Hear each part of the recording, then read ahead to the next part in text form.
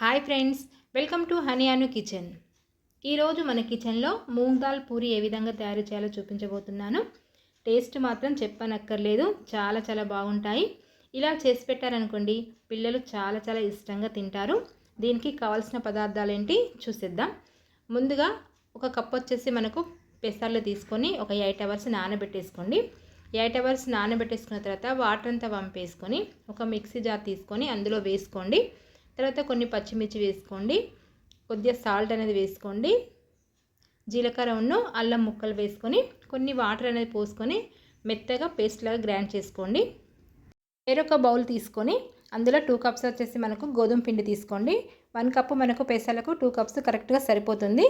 మనం గ్రైండ్ చేసుకున్న మిశ్రమం ఉంది కదా, అది ఇందులో వేసుకొని పిండి మొత్తం కలుపుకోండి. మనము పూరి పిండి చపాతీ పిండి ఏ విధంగా కలుపుకుంటామో సేమ్ అదే విధంగా పిండి మొత్తం కలుపుకోండి.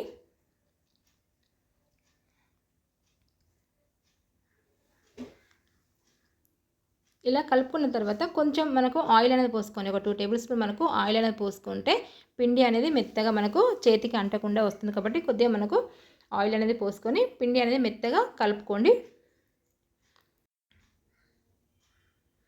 ఇలా కలుపుకున్న తర్వాత ఒక 15 నిమిషాలు దీన్ని నాననివ్వండి.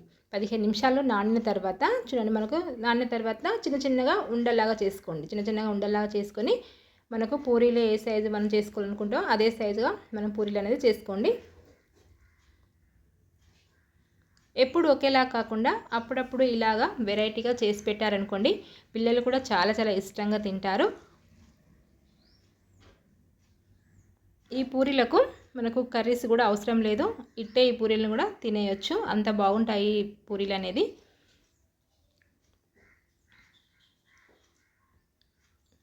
ఈ విధంగా మిగతా పిండిని మొత్తం ఈ విధంగానే పూరీలాగా చేసుకోండి.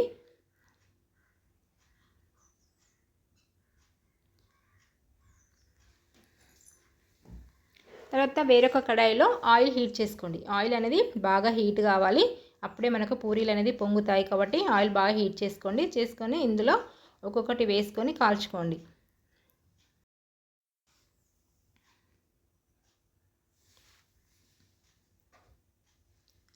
ఇలా కాల్చుకున్న తర్వాత మనకు ఆయిల్ అంతా అడిచే వరకు ఉంచుకోండి. ఈ విధంగా ఆయిల్ అంతా అడిచిన తర్వాతనే వేరొక ప్లేట్లోకి వేసుకోండి.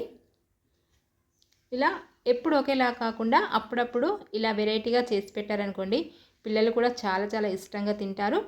ఈ విధంగా మనకు మార్నింగ్ బ్రేక్ఫాస్ట్లోకైనా ఈవినింగ్ స్నాక్స్లోకైనా ఇలా చేసి పెట్టుకొని తిన్నారనుకోండి, చాలా చాలా బాగుంటాయి.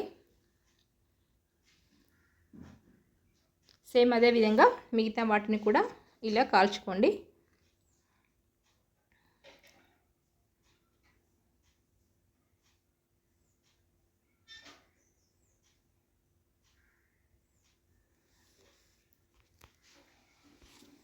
అంతే సింపుల్గా ఎంతో టేస్టీగా ఉండే మూంగ్ దాల్ పూరి రెడీ.